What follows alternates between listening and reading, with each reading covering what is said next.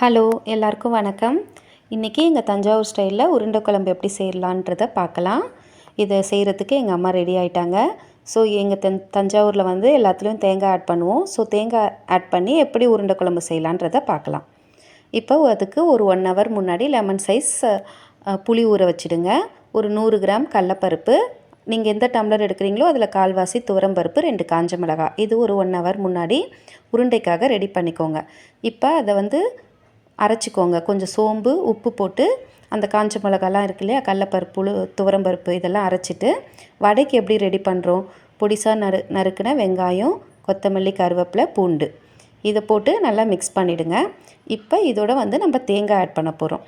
தேங்காய் வந்து துருவல் பண்ணி போடலாம், இல்லை நாங்கள் வந்து மிக்சியில் வந்து பொடி பண்ணி போட்டிருக்கோம். ஸோ இதுதான் உருண்டைக்கு தேவை. அரைக்கும் போதே உப்பு சோம்பு போட்டு அரைச்சாச்சு. நீங்கள் அதை நல்லா மிக்ஸ் பண்ணிக்கோங்க.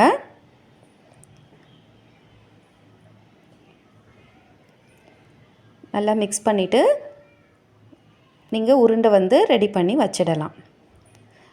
உங்களுக்கு கொஞ்சம் சின்ன சைஸில் வேணும்னாலும் நீங்கள் ரெடி பண்ணி வச்சுக்கலாம். ஃபஸ்ட்டு நம்ம வந்து உருண்டை வந்து ரெடி பண்ணி வச்சுட்டு தான் நம்ம குழம்பு செய்கிறதுக்கு போகலாம். இப்போ நாங்கள் வந்து ஒரு 100 கடலப்பருப்பு எடுத்ததுக்கு இவ்வளோ உருண்டை தான் வந்தது. ஒரு 15 உருண்டை கிட்ட வரும். இப்போ நம்ம என்ன பண்ணோன்னா, புளி எடுத்து வச்சுருந்தோம் இல்லைங்களா, அந்த புளியை வந்து கரைச்சிக்கோங்க. குழம்புக்காக கரைச்சி எடுத்துக்கிட்டு அதுக்கு வந்து குழம்புக்கு வெங்காயம், தக்காளி, தேங்காய் கொஞ்சம் அரைச்சி வச்சது வேணும், பூண்டு, கருவேப்பிலை, கொத்தமல்லி இதுதான் தேவைப்படும்.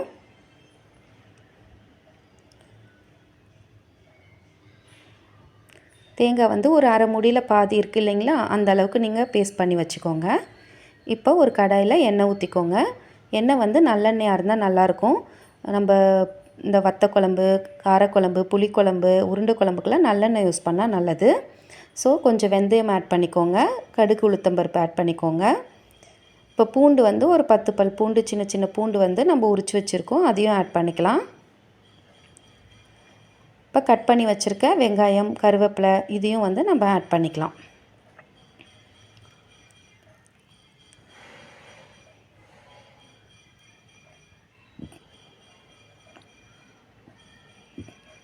வெங்காயம் நல்லா வதங்கணுங்க. வெங்காயம், பூண்டு, கருவேப்பிலெல்லாம் வந்து நல்லா வதக்கி விடுங்க. வெங்காயம் நல்லா வதங்கினதும் நம்ம வந்து கட் பண்ணி வச்சுருக்க தக்காளியும் இதில் ஆட் பண்ணிடலாம்.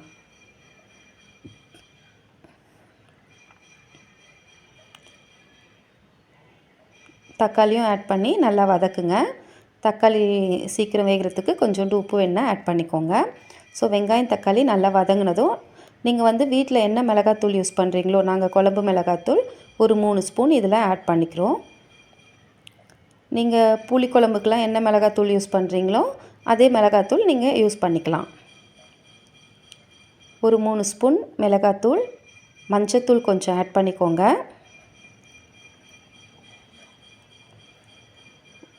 உப்பு தேவையான அளவு போட்டுக்கோங்க. இப்போ நம்ம கரைச்சி வச்சுருக்கோம் இல்லையா புளி, அதை வந்து இதோட ஆட் பண்ணிக்கலாம். இது குழம்பு வந்து நல்லா கொதிக்கணுங்க. கொதித்ததுக்கப்புறம் தான் நம்ம உருண்டை போட முடியும். ஸோ உருண்டை போட்டதுக்கப்புறம் ரொம்ப கொதிக்க வைக்கக்கூடாது. ஸோ அந்த மிளகாத்தூள் வாசனைலாம் போகிற அளவுக்கு நல்லா கொதிக்க விட்டுருங்க. நம்ம அரைச்சி வச்சுருக்க தேங்காவும் ஆட் பண்ணிக்கலாம். தேங்காவும் ஆட் பண்ணி குழம்பு வந்து நல்லா கொதிக்க விடுங்க. உருண்டை குழம்பு வந்து செய்யும் போது கொஞ்சம் தண்ணியாக தான் செய்யணும். ஆக்சுவலி உருண்டை குழம்பு வந்து வேக வச்சு தான் போடுவாங்க. சில பேர் வேக வச்சு போடுவாங்க. நாங்கள் வந்து ஆனால் டைரெக்டாக தான் உருண்டையை வந்து இதில் ஆட் பண்ண போகிறோம்.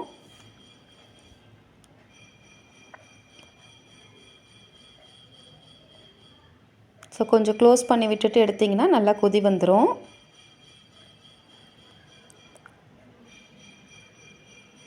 உருண்டை போடும்போது நம்ம ஸ்லிம்மில் வச்சு தாங்க போடணும். கேஸ் ஸ்டவ்வை வந்து கொஞ்சம் ஸ்லிம்மில் வச்சுடுங்க.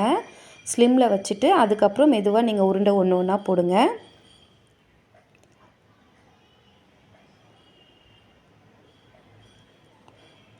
உருண்டை வந்து ஓரளவுக்கு வெந்துடுச்சுன்னா எல்லா உருண்டையுமே மேலே வந்துடும். உருண்டை போட்டதுக்கப்புறம் ரொம்ப கிளறக்கூடாது. 1, 2 உருண்டை வந்து உடஞ்சிச்சினா தான் இந்த குழம்பு டேஸ்ட்டாக இருக்குன்னு சொல்லுவாங்க.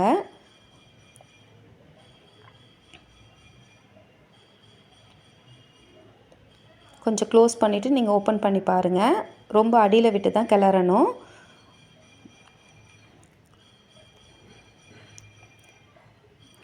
நீங்கள் எடுத்து பார்த்தீங்கன்னா எல்லா உருண்டையும் மேலே வந்துடுச்சு பாருங்கள். ஸோ அவ்வளோதாங்க, உருண்டை குழம்பு வந்து நம்ம ரெடி பண்ணியாச்சு. கொஞ்சம் நேரம் க்ளோஸ் பண்ணி விட்டுட்டு எடுத்துடலாம்.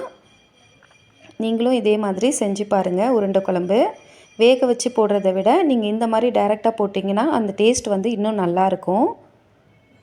நீங்கள் அதே மாதிரி உருண்டையில் தேங்காவும் ஆட் பண்ணி செஞ்சு பாருங்கள். பாருங்கள் எவ்வளோ திக்காயிடுச்சின்ட்டு.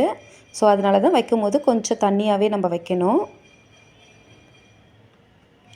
நீங்களும் டேஸ்ட் பண்ணி பார்த்துட்டு எங்கள் தஞ்சாவூர் உருண்டை குழம்பு வந்து எப்படி இருக்குன்றத எனக்கு கமெண்ட் பண்ணுங்கள். மேக்ஸிமம் எங்கள் வீட்டில் தேங்காய்லாம் நிறைய இருந்துச்சுன்னா இதுதான் உடனே செய்கிறது. சாட்டர்டே டைம்ஸ்லலாம் இந்த குழம்பு தான் நாங்கள் ரெடி பண்ணிடுவோம். எல்லாருக்குமே பிடிக்கும். ஸோ செஞ்சு பார்த்துட்டு கமெண்ட் பண்ணுங்கள். என்னோடய சேனல் வந்து சப்ஸ்கிரைப் பண்ணிக்கோங்க. Okay, thank you.